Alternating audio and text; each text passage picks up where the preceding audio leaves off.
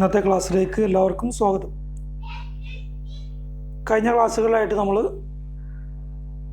Electrical trade hand ടൂൾസിനെ പറ്റി വളരെ വിശദമായിട്ട് നമ്മൾ ചർച്ച ചെയ്തു. ഇനി നമ്മൾ ബേസിക് ഇലക്ട്രിസിറ്റിയിലേക്ക് പോവുകയാണ്. കുറേ കാര്യങ്ങൾ അതിൻ്റെ ഇടയ്ക്കെടുക്കാനുണ്ട്. ഈ ബേസിക് ഇലക്ട്രിസിറ്റിനെ പറ്റി ഫസ്റ്റ് അറ്റോമിക് സ്ട്രക്ചറാണ്. ഇലക്ട്രിസിറ്റിൻ്റെ ബേസ് കറണ്ട് എന്ന് പറഞ്ഞാൽ ഫ്ലോ ഓഫ് ഫ്രീ ഇലക്ട്രോൺ. അപ്പോൾ നമ്മൾ ആറ്റത്തിനെ കുറിച്ച് പഠിച്ചെങ്കിൽ ഇലക്ട്രിസിറ്റി എന്താണെന്നുള്ള നമുക്ക് കറക്റ്റായിട്ട് മനസ്സിലാവും. എന്നാൽ ആദ്യമായിട്ട് അറ്റോമിക് സ്ട്രക്ചറിനെ കുറിച്ചാണ് നമ്മൾ പഠിക്കുന്നത്. The objectives the end of this lesson you shall be able to explain about matter, molecule and atom. Matter എന്താണ്, മോളിക്യൂള്, പിന്നെ ആറ്റം.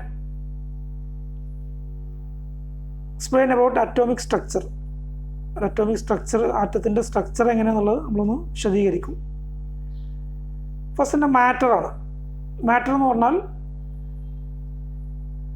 ഒരു മാസും അതിന് നിൽക്കാനൊരു സ്പേസും വേണമെങ്കിൽ അങ്ങനത്തെ എന്തിനേയും നമ്മൾ മാറ്റർ എന്നാണ് വിളിക്കുക. മാറ്റർ ഈസ് എനിത്തിങ്, എന്തും ആവാം, that has mass and occupy space. അതിന് എക്സാമ്പിൾ സോളിഡ്, ലിക്വിഡ്, ഗ്യാസ്, ദ്രാവകം, വാതകം, ഖരം, ഇതൊക്കെ മാറ്ററാണ്. ഈ ആറ്റം എന്ന് പറഞ്ഞാൽ the smallest particle of the substance. ഒരു സബ്സ്റ്റൻസിൻ്റെ ഒരു ഏറ്റവും ചെറിയ പാർട്ടിക്കിളിനെയാണ് ആറ്റം എന്ന് പറയുക.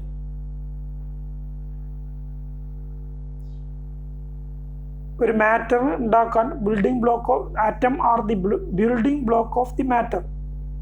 ആറ്റം കൊണ്ട് എന്താണ് ഉണ്ടാക്കിയതാണ് ഒരു ആറ്റങ്ങൾ കൂട്ടി വെച്ച് ഒരു ബിൽഡിംഗ് ബ്ലോക്ക് ആക്കി ഉണ്ടാക്കിയതാണ് മാറ്റർ. അപ്പോൾ ആറ്റം എന്ന് പറഞ്ഞാൽ ഒരു സബ്സ്റ്റൻസിൻ്റെ ഏറ്റവും ചെറിയ പാർട്ടിക്കിളാണ്. എന്നാൽ മോളിക്യൂൾസ്, തന്മാത്ര എന്ന് നമ്മൾ പറയും മലയാളത്തിൽ. അതും ആറ്റം നമ്മൾ വ്യത്യാസം എന്താണ്?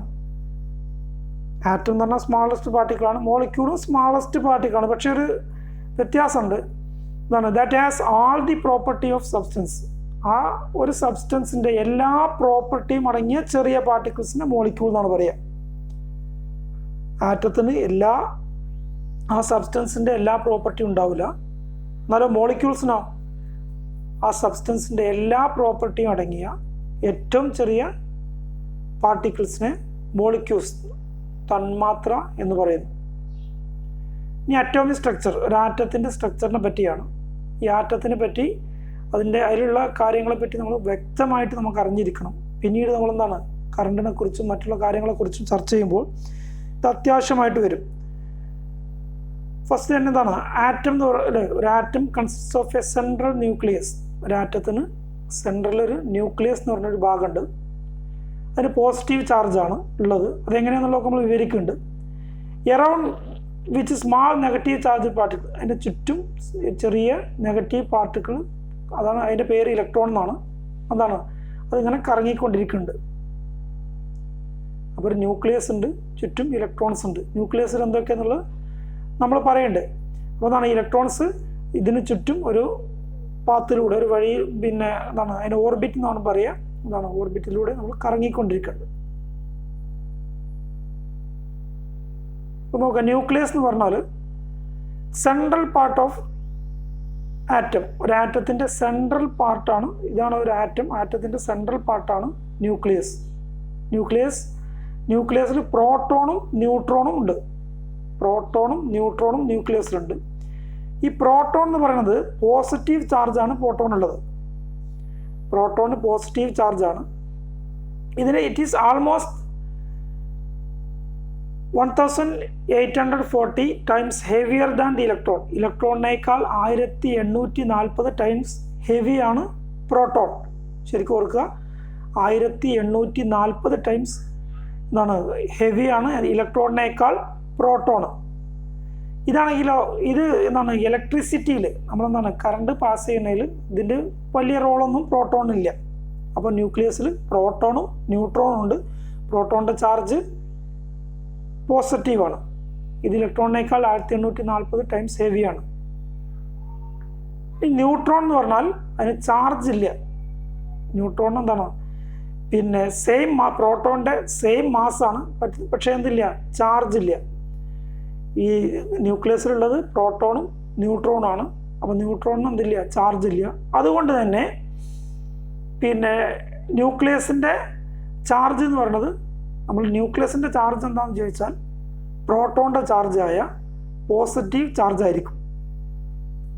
ഇനി അടുത്തത് ഇലക്ട്രോണാണ്. ഇലക്ട്രോൺ എന്ന് പറഞ്ഞാൽ എന്താണ്, small particle revolving round the nucleus. Nucleus ആണത്, ന്യൂക്ലിയസിൻ്റെ ചുറ്റും കറങ്ങുന്ന പിന്നെ ചെറിയ പാർട്ടിക്കിളാണ് ഇലക്ട്രോൺ. അതിൻ്റെ ചാർജ് നെഗറ്റീവ് ചാർജാണ്. ഈ പിന്നെ ഒരു ആറ്റത്തിലെ number of electrons equal to number of proton. ഇലക്ട്രോണിൻ്റെയും പ്രോട്ടോണിൻ്റെയും നമ്പർ ഈക്വൽ ആയിരിക്കും.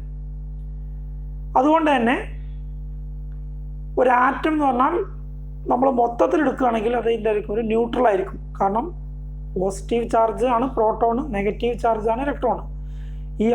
പിന്നെ ഇലക്ട്രോണിൻ്റെയും പ്രോട്ടോണിൻ്റെയും നമ്പറുകളുടെ എണ്ണം തുല്യമാണ്. അതുകൊണ്ട് തന്നെ തുല്യ ചാർജ് ആയിരിക്കും രണ്ടും. അത് രണ്ടും കൂടി ന്യൂട്രലൈസ് ചെയ്തിട്ട് ന്യൂട്രൽ ആയിരിക്കും. ഒരു ആറ്റത്തിൻ്റെ മൊത്തമായിട്ട് നമ്മളതിൻ്റെ ചാർജ് എന്താണെന്ന് ചോദിച്ചാൽ ന്യൂട്രൽ ആയിരിക്കും.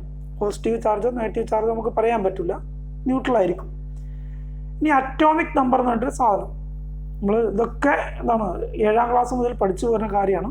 അറ്റോമിക് നമ്പർ എന്ന് പറഞ്ഞാൽ number of proton or number of electron in an atom is called. ഒന്നെങ്കിലും നമ്പർ ഓഫ് പ്രോട്ടോൺ അല്ലെങ്കിൽ നമ്പർ ഓഫ് ഇലക്ട്രോൺ. അത് പറയാനുള്ള കാരണം എന്താണ്, ഇലക്ട്രോണിൻ്റെയും പ്രോട്ടോണിൻ്റെയും എണ്ണം തുല്യമാണ്. അപ്പോൾ നമ്പർ ഓഫ് പ്രോട്ടോൺ പറഞ്ഞാലും നമ്പർ ഓഫ് ഇലക്ട്രോൺ പറഞ്ഞാലും തുല്യമായിരിക്കും. ഒരു ആറ്റത്തിൽ 13, അലൂമിനിയം ആറ്റത്തിലാണെങ്കിൽ 13 ഇലക്ട്രോൺസ് ഉണ്ട്. അപ്പോൾ പ്രോട്ടോൺസിൻ്റെ എണ്ണയും എന്തായിരിക്കും, തുല്യമായിരിക്കും, 13 ആയിരിക്കും. അപ്പോൾ അതിൻ്റെ അറ്റോമിക് നമ്പർ 13 ആയിരിക്കും. അപ്പോൾ അറ്റോമിക് നമ്പർ എന്ന് പറഞ്ഞാൽ number of proton or number of electron ആണ്. ഇനി നോക്കുക, ഇമ്പോർട്ടൻ്റ് ആയിട്ടുള്ള കുറച്ച് കാര്യങ്ങൾ. ചാർജ് ഓൺ ഇലക്ട്രോൺ, ഇലക്ട്രോണിൻ്റെ ചാർജ് എന്ന് പറയുന്നത് ഈസ് ഈക്വൽ ടു 1.602 × 10⁻⁻19 കൂളമ്പാണ്. ചാർജിൻ്റെ യൂണിറ്റാണ് കൂളമ്പ്.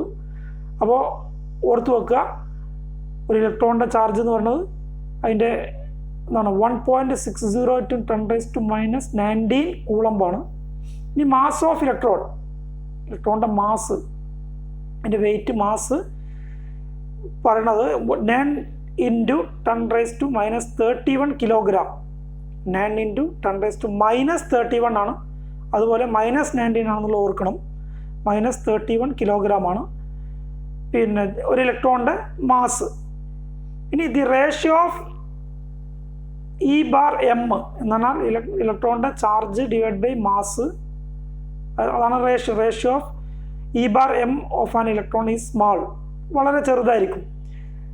ദിസ് മീൻസ് ദാറ്റ് ഇതിൻ്റെ അർത്ഥമാക്കുന്നത് എന്താണെന്ന് വെച്ചാൽ ഒരു ഇലക്ട്രോണിൻ്റെ മാസ് എന്ന് പറയുന്നത് ചാർജുമായിട്ട് കമ്പയർ ചെയ്യുമ്പോൾ വളരെ കുറവാണ്. ഇലക്ട്രോണിൻ്റെ മാസ് എന്ന് പറയുന്നത് അതിൻ്റെ ചാർജുമായിട്ട് കമ്പയർ ചെയ്യുമ്പോൾ വളരെ കുറവാണ്.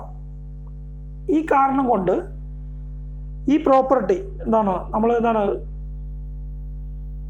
ചാർജുമായിട്ട് കമ്പയർ ചെയ്യുമ്പോൾ ഇതിൻ്റെ മാസ് എന്ന് പറയുന്നത് വളരെ കുറവായ ഈ പ്രോപ്പർട്ടി കാരണം ഇത് വളരെ ഇറ്റ് ഈസ് വെരി മൊബൈൽ എന്ന് പറഞ്ഞാൽ കൂടുതൽ സഞ്ചാരം ഇങ്ങനെ അങ്ങോട്ടും ഇങ്ങോട്ടും പോകാനുള്ള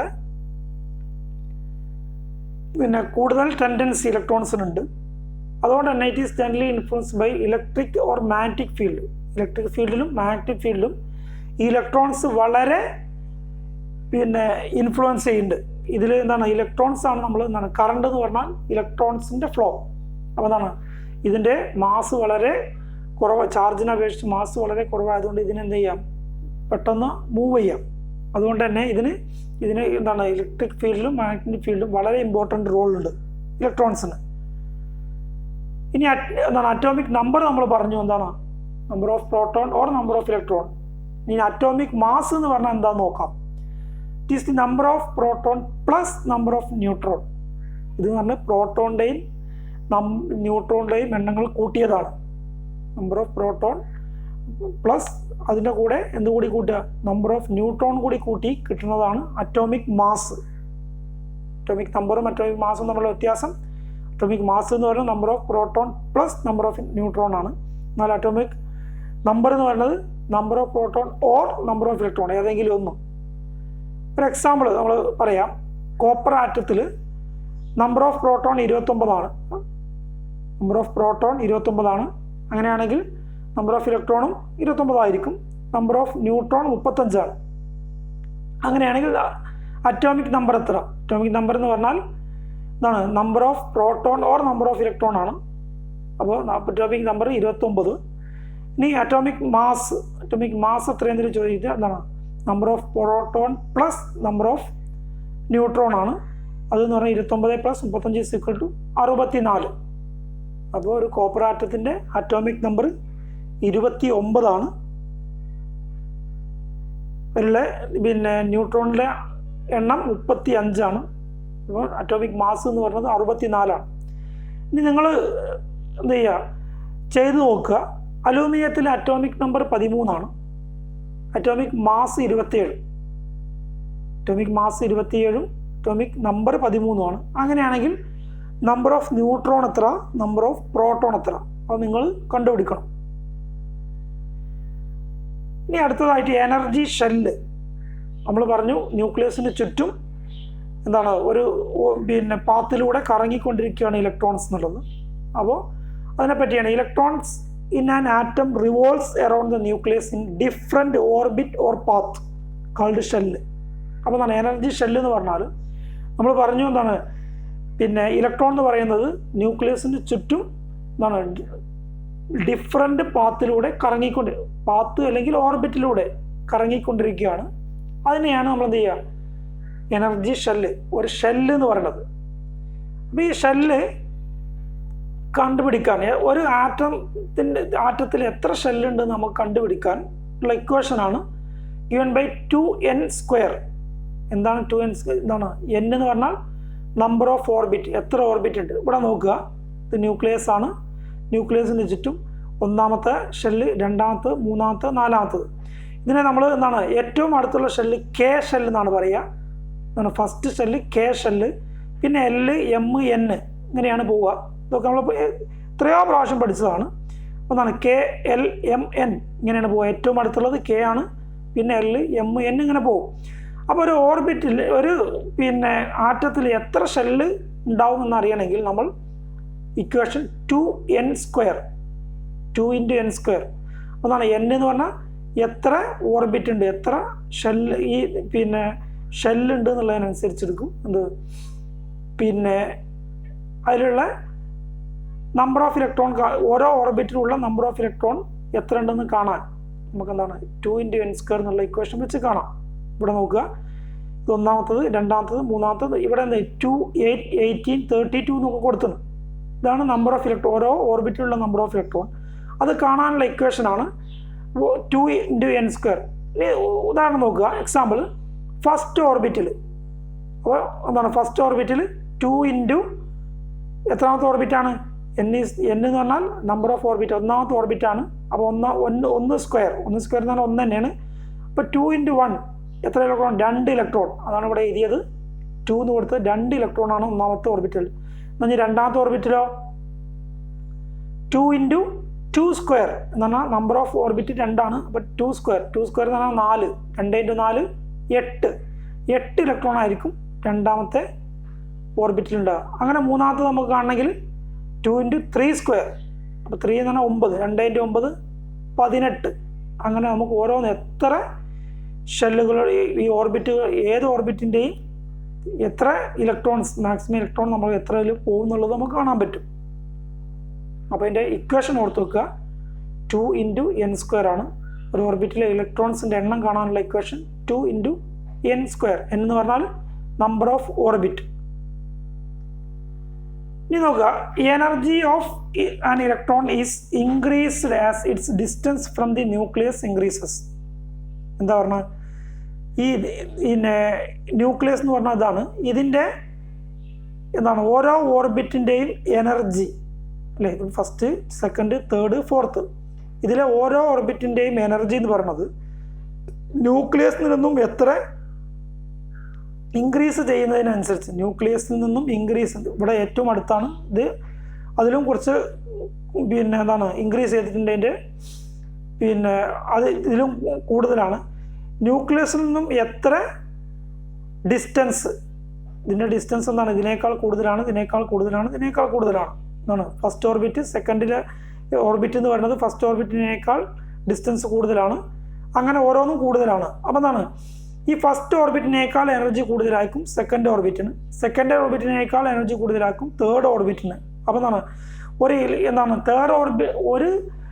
ഫസ്റ്റ് ഓർബിറ്റിലുള്ള ഇലക്ട്രോൺസിനേക്കാൾ എനർജി കൂടുതലായിരിക്കും സെക്കൻഡ് ഓർബിറ്റിലെ ഇലക്ട്രോൺസിന്. സെക്കൻഡ് ഓർബിറ്റിൻ്റെ എനർജിയേക്കാൾ കൂടുതലായിരിക്കും തേർഡ് ഓർബിറ്റിലെ ഇലക്ട്രോൺസിൻ്റെ എനർജി. മനസ്സിലാക്കുക, energy of electron is increased as it's distance from the nucleus increase എന്ന് പറഞ്ഞാൽ എന്താണ്, electrons in the second orbit possess more energy than the electron in the first orbit. ഒന്നാമത്തെ ഓർബിറ്റിനേക്കാൾ കൂടുതൽ energy കൈവരിക്കുമെന്ന് രണ്ടാമത്തെ ഓർബിറ്റിലെ electrons. അതുപോലെ മൂന്നാമത്തെ ഓർബിറ്റിലെ electrons രണ്ടാമത്തെ ഓർബിറ്റിനേക്കാൾ എനർജി കൂടുതലുണ്ടാവും. ഇനി ഇതിൻ്റെ it is clear that in the last orbit possess very high energy as compared to the electrons in the inner orbit. എന്താണ്, ഇന്നർ ഓർബിറ്റിനേക്കാൾ കൂടുതൽ എനർജി ആർക്കായിരിക്കും ഉണ്ടാവുക, ലാസ്റ്റ് ഓർബിറ്റിന്, അല്ലെങ്കിൽ എന്താണ് ഔട്ടറിലുള്ള ഓർബിറ്റിലുള്ള ഇലക്ട്രോൺസിനായിരിക്കും എന്നുള്ളത് വളരെ ഇമ്പോർട്ടൻ്റ് ആണ്. എന്താണ്, ഇതിൻ്റെ എനർജി എന്താണ്, ഈ ന്യൂക്ലിയസിൻ്റെ ആയിട്ടുള്ള ബൗണ്ട്, അതുമായിട്ടുള്ള ഒരു ആകർഷണമുണ്ട്. അത് ഇതുകൊണ്ട് അത് കുറയുന്നതിനനുസരിച്ച് എനർജി കൂടിക്കൊണ്ടിരിക്കും. ഇനി വാലൻസ് ഇലക്ട്രോൺ എന്ന് പറഞ്ഞാൽ the electrons in the outer most orbit of an atom is called വാലൻസ് electron. വാലൻസ് electron എന്ന് പറഞ്ഞാൽ ഏറ്റവും ഔട്ടറിലുള്ള ഓർബിറ്റിലുള്ള ഇലക്ട്രോൺസ്, അതിനെയാണ് വാലൻസ് ഇലക്ട്രോൺ എന്ന് പറയുക. ഏറ്റവും ഔട്ടറിലുള്ള ഔട്ടർ മോസ്റ്റ് ഔട്ടറിലുള്ള ഷെല്ല് ഏതാണോ അതിലുള്ള ഇലക്ട്രോൺസിന് പറഞ്ഞ പേരാണ് വാലൻസ് ഇലക്ട്രോൺ. ഇവിടെ നോക്കുക, ഇത് കോപ്പറാണ്. കോപ്പറിൻ്റെ അറ്റോമിക് നമ്പർ 29 ആണ്. അപ്പോൾ 29 ഉണ്ടെങ്കിൽ എന്താണ്, നമ്മൾ പഠിച്ചിട്ടുണ്ട് അതിൻ്റെ ഇക്വേഷൻ 2 × n² വെച്ചിട്ട് ഫസ്റ്റിൽ 2, പിന്നെ 8, പിന്നെ 18 ഇങ്ങനെ കൂട്ടിയാൽ ബാക്കി 1 ഉണ്ടാവും. ആ 1 ആണ് 3, 1 നാലാമത്തെ അല്ലേ. കോപ്പറിൽ 4 ഷെല്ലുകൾ, 1, 2, 3, 4 ഷെല്ലുകളുണ്ട് കോപ്പറിൽ. അപ്പോൾ എന്താണ്, നാലാമത്തെ ഷെല്ലിൽ ഒരു ഇലക്ട്രോൺസ് മാത്രമാണുള്ളത്. ഇവിടെ അലൂമിനിയം ആണെങ്കിൽ എന്താണ് 13 ആണ് അതിൻ്റെ അറ്റോമിക് നമ്പർ. അപ്പോൾ എന്താണ്, ഒന്നാമത്തേൽ 2, രണ്ടാമത്തെ 8, അപ്പോൾ 10. ബാക്കി 3 ഔട്ടർ മോസ്റ്റ് ഷെല്ലിൽ 3 ഇലക്ട്രോൺസ് ആയിരിക്കും ഉണ്ടായിരിക്കുക. അപ്പോൾ എന്താണ്, വാലൻസ് ഇലക്ട്രോൺ അലൂമിനിയത്തിൻ്റെത് 3 ആണ്, കോപ്പറിൻ്റെത് 1 ആണ്. അപ്പോൾ എന്താണ്, വാലൻസ് ഇലക്ട്രോൺ എന്ന് പറഞ്ഞാൽ ഔട്ടർ മോസ്റ്റ് ഷെല്ലിലുള്ള ഇലക്ട്രോൺസിനെയാണ് വാലൻസ് ഇലക്ട്രോൺ എന്ന് പറയുക. ഇതാണ് ഇത് മാക്സിമം നമ്പർ ഓഫ് വാലൻസ് ഇലക്ട്രോൺ. അതാണ് ഇതിൽ എന്താണ്, ഈ ഔട്ടർ മോസ്റ്റ് ഷെല്ലിൽ മാക്സിമം നമ്പർ എത്ര ആയിരിക്കും, 8 മാത്രമേ ഉണ്ടാവുള്ളൂ. Maximum number of വാലൻസ് electron can be 8. എന്നാൽ 8 ഇലക്ട്രോൺസ് മാത്രമേ ഔട്ടർ മോസ്റ്റ് ഷെല്ലിൽ ഉൾക്കൊള്ളാൻ കഴിയുള്ളൂ. ഇനി ഈ ഇലക്ട്രോൺസ് എന്തുണ്ട്, ഈ ഇലക്ട്രോൺസിന് വളരെ ഇമ്പോർട്ടൻ്റ് റോൾ ഉണ്ട്. എന്തിലൊക്കെ, ഒരു സബ്സ്റ്റൻസിൻ്റെ സ്വഭാവങ്ങളിൽ, അതിൻ്റെ physical, chemical, electrical properties of material. ഒരു മെറ്റീരിയലിൻ്റെ ഇലക്ട്രിക്കൽ പ്രോപ്പർട്ടി തീരുമാനിക്കുന്നത്, കെമിക്കൽ പ്രോപ്പർട്ടി തീരുമാനിക്കുന്നത്, ഫിസിക്കൽ പ്രോപ്പർട്ടി തീരുമാനിക്കുന്നതൊക്കെ ഈ വാലൻസ് ഇലക്ട്രോൺ എന്തുണ്ട്, വളരെ ഇമ്പോർട്ടൻ്റ് ആയിട്ടുള്ള റോൾ ഉണ്ട്. എന്ന് പറഞ്ഞാൽ ഒരു മെറ്റീരിയൽ അതിൻ്റെ വാലൻസ് ഇലക്ട്രോണിനെ അനുസരിച്ചായിരിക്കും കെമിക്കലി എങ്ങനെ ആക്റ്റീവ് ചെയ്യും. അതുപോലെ തന്നെ ഇത് മെറ്റലാണോ, ഇനി ഇൻസുലേറ്റർ ആണോ, ഇനി ഗ്യാസ് ആണോ, സോളിഡ് ആണോ, ഇങ്ങനത്തെ കാര്യങ്ങളൊക്കെ തീരുമാനിക്കുന്നതാണ് ഈ വാലൻസ് ഇലക്ട്രോൺ ആണ്. These electrons determine whether or not the material is chemically active. Chemically active ആവുന്നതാണോ അല്ലാത്തതാണോ എന്ന് തീരുമാനിക്കുന്നത് വാലൻസ് ഇലക്ട്രോൺ ആണ്. അതുപോലെ മെറ്റലാണോ നോൺ മെറ്റലാണോ എന്ന് തീരുമാനിക്കുന്നത് വാലൻസ് ഇലക്ട്രോൺ ആണ്. അതേപോലെ തന്നെ ഗ്യാസ് ഓർ സോളിഡ്, ഗ്യാസ് ആണോ അല്ലെങ്കിൽ ഖരമാണോ, ദ്രാവകമാണോ, വാതകമാണോ, ഇങ്ങനത്തെ കാര്യങ്ങളൊക്കെ തീരുമാനിക്കുന്നതാണ് ഈ വാലൻസ് ഇലക്ട്രോൺ ആണ്. ഇത് ഇമ്പോർട്ടൻ്റ് ആയിട്ടുള്ള റോൾ ഉണ്ട്. ഇത് മനസ്സിലാക്കും. വാലൻസ് ഇലക്ട്രോൺ എന്ന് പറഞ്ഞാൽ ഔട്ടർ മോസ്റ്റ് ഷെല്ലിലെ പിന്നെ ഇലക്ട്രോൺസിന് പറയുന്ന പേരാണ് വാലൻസ് ഇലക്ട്രോൺ. ഇനി നോക്കുക ഫ്രീ ഇലക്ട്രോൺ. നമ്മൾ പറഞ്ഞു കറണ്ട് എന്ന് പറഞ്ഞാൽ എന്താണ്? The flow of free electrons എന്നാണ്. അപ്പോൾ എന്താണ് ഈ ഫ്രീ ഇലക്ട്രോൺസ്? ഫ്രീ ഇലക്ട്രോൺസ് എന്ന് പറഞ്ഞാൽ അത് ഫ്രീ ഇലക്ട്രോൺസ് പറഞ്ഞതിന് മുമ്പ് നമ്മൾ ഈ പറഞ്ഞ കാര്യം ഒന്നുകൂടി പറയുകയാണ്. The great energy of വാലൻസ് electron the lesser it bound the nucleus. നമ്മൾ പറഞ്ഞു ന്യൂക്ലിയസിൽ നിന്നും ഡിസ്റ്റൻസ് കൂടുന്നതിനനുസരിച്ച് എന്ത് ചെയ്യും? എനർജി കൂടിക്കൊണ്ടേയിരിക്കും. ആ എനർജി കൂടി എന്താണ്? നമ്മൾ വാലൻസ് ഇലക്ട്രോൺ എന്ന് പറയുന്നത് എന്താണ്? ഏറ്റവും ഔട്ടർ മോസ്റ്റ് ഷെല്ലിലെ ഇലക്ട്രോൺസിനെയാണ്. അപ്പോൾ എന്താണ്? ഈ ഔട്ടർ മോസ്റ്റ് ഷെല്ലിലെ ഇലക്ട്രോൺസിനായിരിക്കും ഈ ഉള്ളിലുള്ള ഇലക്ട്രോൺസിനേക്കാൾ എനർജി കൂടുതൽ. അതുപോലെ തന്നെ ഈ ന്യൂക്ലിയസുമായിട്ടുള്ള ബൗണ്ട്, അതുമായിട്ടുള്ളൊരു എന്താണ് ധാരണ എന്തിന് കുറവായിരിക്കും? ഈ ഇങ്ങോട്ട് കൂടി വരുന്നതിനനുസരിച്ച് ഈ ഒന്നാമത്തെ ഓർബിറ്റ് അല്ലെങ്കിൽ ഷെല്ല് ന്യൂക്ലിയസായിട്ട് വളരെ ആകർഷിച്ചിട്ടുണ്ടാവും. എന്താണ്? വളരെ ബൗണ്ട് കൂടുതലായിരിക്കും. രണ്ടാമത്തത് എന്തായിരിക്കും? പിന്നെ ഈ ന്യൂക്ലിയസായിട്ടുള്ള ആകർഷണം കുറവായിരിക്കും. മൂന്നാമത്തത് അതിലും കുറവായിരിക്കും. നാലാമത്തത് വളരെ കുറവായിരിക്കും. അപ്പോൾ എന്താണ്?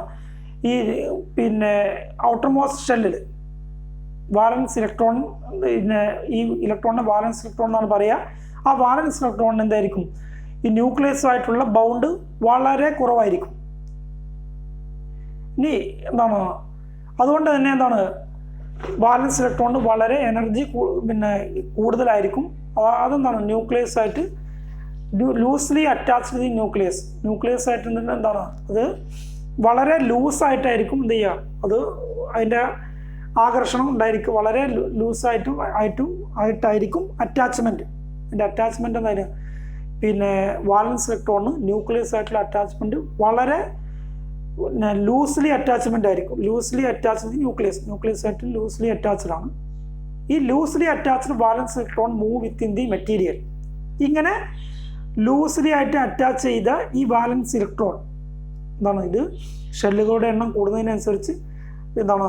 പിന്നെ ന്യൂക്ലിയസുമായിട്ടുള്ള അറ്റാച്ച്മെൻറ്റ് വളരെ കുറവായിരിക്കും. അങ്ങനെയുള്ള ഈ ലൂസ്ലി അറ്റാച്ച്ഡ് ആയിട്ടുള്ള ഈ വാലൻസ് ഇലക്ട്രോൺ എന്താണ്?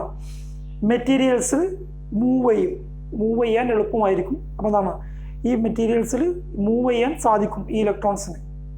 അങ്ങനത്തെ the valence electron which are loosely attached to the nucleus are known as free electrons. എന്താണ്? ന്യൂക്ലിയസുമായിട്ട് ലൂസ്ലി അറ്റാച്ച്ഡ് ഉള്ള വാലൻസ് ഇലക്ട്രോണിനെയാണ് നമ്മൾ ഫ്രീ ഇലക്ട്രോൺസ് എന്ന് പറയുക. അപ്പോൾ എന്താണ്? ഈ ഒന്നാമത്തെ ഒരു പിന്നെ ആറ്റത്തിൽ എന്താണ്? ആകെ 8 ഇലക്ട്രോൺസ് ഉള്ളൂന്ന് വിചാരിക്കുക. അപ്പോൾ എന്താണ്? ആകെ പിന്നെ 2 ഷെല്ലുകൾ മാത്രമേ ഉണ്ടാവുള്ളൂ. അപ്പോൾ എന്താണ്? ഈ ഷെല്ലുകളിലെ പിന്നെ വാലൻസ് ഇലക്ട്രോണിന് എന്ത് ചെയ്യാൻ പറ്റില്ല? ഈസി ആയിട്ട് മൂവ് ചെയ്യാൻ പറ്റില്ല. അതുപോലെ തന്നെ ഇങ്ങനെ എന്താണ്? ഷെല്ലുകളുടെ എണ്ണം കൂടുന്നതിനനുസരിച്ച് എന്ത് ചെയ്യും? ഈ അറ്റാച്ച്മെൻറ്റ്, ന്യൂക്ലിയസുമായിട്ടുള്ള അറ്റാച്ച്മെൻറ്റ് ഇലക്ട്രോൺസിന് കുറയും. അങ്ങനെ കുറഞ്ഞ ഇലക്ട്രോൺസിനെ നമ്മൾ ലൂസ്ലി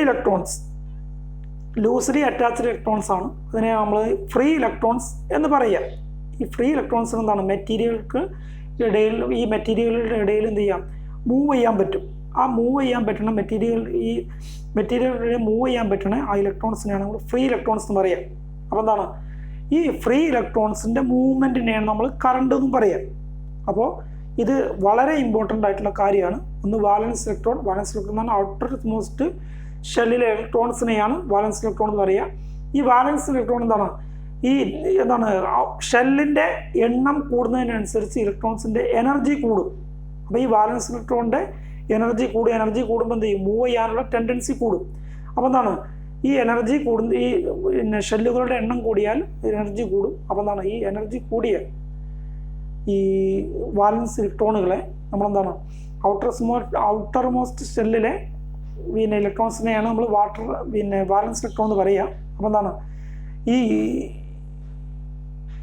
ന്യൂക്ലിയസുമായിട്ട് ലൂസ്ലി അറ്റാച്ച്ഡ് ആയിട്ടുള്ള ഇലക്ട്രോൺസിന് എന്ത് ചെയ്യാൻ പറ്റും? മെറ്റീരിയൽസിൻ്റെ ഉള്ളിലൂടെ മൂവ് ചെയ്യാൻ പറ്റും. അപ്പോൾ ഈ മൂവ് ചെയ്യാൻ പറ്റുന്ന the valence electron which are loosely attached to the nucleus are known as free electrons. എന്താണ് ഫ്രീ ഇലക്ട്രോൺസ് മനസ്സിലാക്കുക. എന്താണ് ഈ കാരണം? എന്താണെന്ന് വെച്ചാൽ കറണ്ട് എന്ന് പറഞ്ഞാൽ ഇലക്ട്രോൺസ്, ഈ ഫ്രീ ഇലക്ട്രോൺസിൻ്റെ മൂവ്മെൻറ്റിനെയാണ് നമ്മൾ കറണ്ട് എന്ന് പറയുക. എന്താണ്? ഈ ഫ്രീ ഇലക്ട്രോൺസ് എന്താണെന്നുള്ളത് മനസ്സിലാക്കുക. എന്താണ് വാലൻസ്, ഇതൊരു വാലൻസ് ഇലക്ട്രോൺ ആണ്. എന്താണ് ഔട്ടർ സ്മോത്ത് സെല്ലിലെ ഇലക്ട്രോൺ ആണ് which are loosely attached to the nucleus. Outer സ്മോത്തിലെ ഷെല്ലിലെ ഔട്ടർ ഷെല്ലിലെ ഇലക്ട്രോൺസ് ആയാൽ മാത്രം പോരാ, എന്തായിരിക്കണം, ലൂസ്ലി അറ്റാച്ച്ഡ് ആയ ന്യൂക്ലിയസുമായിട്ട് ലൂസ്ലി അറ്റാച്ച്ഡ് ഉള്ള ഇലക്ട്രോണും ആയിരിക്കണം. അങ്ങനത്തെ ഇലക്ട്രോണിനെയാണ് നമ്മൾ ഫ്രീ ഇലക്ട്രോൺസ് എന്ന് പറയുക. The valence electron which are loosely attached to the nucleus are known as free electrons. അപ്പോൾ ഇന്ന് പഠിച്ച കാര്യങ്ങൾ നമുക്ക് എന്താണ് ഒന്ന് ഓർത്ത് നോക്കുക. എന്താണ് അറ്റോമിക് സ്ട്രക്ചറാണ്, ആറ്റം എന്താണ്, മാറ്റർ എന്താണ്, ആറ്റം എന്താണ്, പിന്നെ മോളിക്യൂൾ എന്താണ്, പിന്നെ എന്താണ് ആറ്റോമിക് സ്ട്രക്ചർ. നമ്മളെന്താണ് പിന്നെ ആറ്റോമിക് സ്ട്രക്ചറിൽ എന്താണ് പിന്നെ ഒരു ന്യൂക്ലിയസ് ഉണ്ട്, ന്യൂക്ലിയസിന് ചുറ്റും ഒരു ഷെല്ലുകൾ, അതിൽ ഇലക്ട്രോൺസ് ഉണ്ട്. ന്യൂക്ലിയസിൻ്റെ ഉള്ളിൽ പ്രോട്ടോണും ന്യൂട്രോണാണ് ഉള്ളത്. പിന്നെ atomic number of proton or number of electron. പിന്നെ അറ്റോമിക് മാസ് എന്താണ്, നമ്മൾ പിന്നെ number of proton plus number of neutron ആണ്. പിന്നെ നമ്മൾ എന്ത് ചെയ്തു, വാലൻസ് ഇലക്ട്രോൺ എന്താണെന്ന് പറഞ്ഞു. പിന്നെ എന്താണ് ഫ്രീ ഇലക്ട്രോൺസ് എന്താണെന്ന് പറഞ്ഞു. ഫ്രീ ലൂസ്ലി അറ്റാച്ച്ഡ് വാലൻസ് ഇലക്ട്രോൺ ആണ് പിന്നെ ഫ്രീ ഇലക്ട്രോൺ എന്ന് പറഞ്ഞാൽ. അപ്പോൾ ഇത് എന്താണ് ഇലക്ട്രിക്കലിൻ്റെ ബേസിക് ആണ്. ഇത് അറിഞ്ഞാൽ മാത്രമേ നമുക്ക് എന്ത് ചെയ്യാൻ പറ്റുള്ളൂ. അടുത്തതായിട്ട് കറണ്ട്, വോൾട്ടേജ് ഇതൊക്കെ പറയുമ്പോൾ നമുക്ക് മനസ്സിലാവണമെങ്കിൽ ഈ കാര്യങ്ങൾ അറിഞ്ഞിരിക്കണം. അപ്പോൾ ഇത് ക്ലാസ് കേട്ട് എന്താണ് മനസ്സിൽ വളരെ കറക്റ്റായിട്ട് നമുക്ക് ഉൾക്കൊണ്ട് പഠിക്കുക. എല്ലാവർക്കും നന്ദി.